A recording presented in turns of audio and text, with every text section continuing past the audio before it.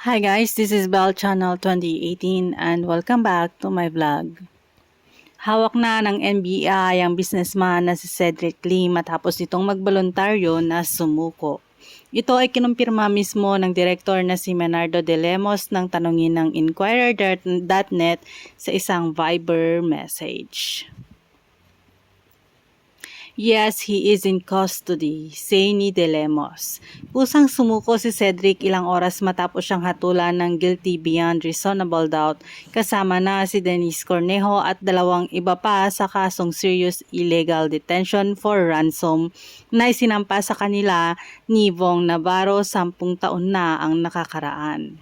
Si Cedric, Denise at ang respondent na sina Ferdinand Guerrero at Simeon Palmaraz ay sinentensyahan ng 40 years na pagkakulong ng Taguig Regional Trial Court 153 noong May 2. Bukod pa riyan ay kanselado na rin ang kanilang bail ban ngunit maaari pa rin naman nilang iapela ang naging desisyon ng korte. Kung matatandaan ang naturang kaso ay nag-ugat sa pambubugbog, paggapos, pananakot at pagdidiin ng mga apat na akusado kay Vong sa condo unit ni Denise sa Taguig City noong January 22 ng 2014. Kinumpirma ng legal counsel ni Vong na si Attorney Alma Malonga ang court order laban kina Cedric at Denise at sa dalawa pa nilang kasamahan. Matatandang nahatulan din ng guilty sina Cedric at Denise para sa kasong grave coercion na isinampa ni Vong kaugnay pa rin sa naturang insidente.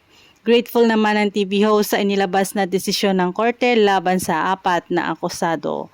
Sa programang It's Showtime, sinabi ni Vong na masaya siya dahil matagal na niyang inantay na makamit ang hustisya. Gusto ko munang kunin itong pagkakataon na ito para magpasalamat, of course. Maraming salamat Lord dahil lagi ka nakagabay sa akin. Ang sabi ni Vong. Aniya pa niya, sa raming pinagdaanan ko sa buhay, nandyan ka, ikaw ang naging sentro ko at nagpakatotoo. Kaya maraming salamat. Thanks guys for watching and God bless everyone.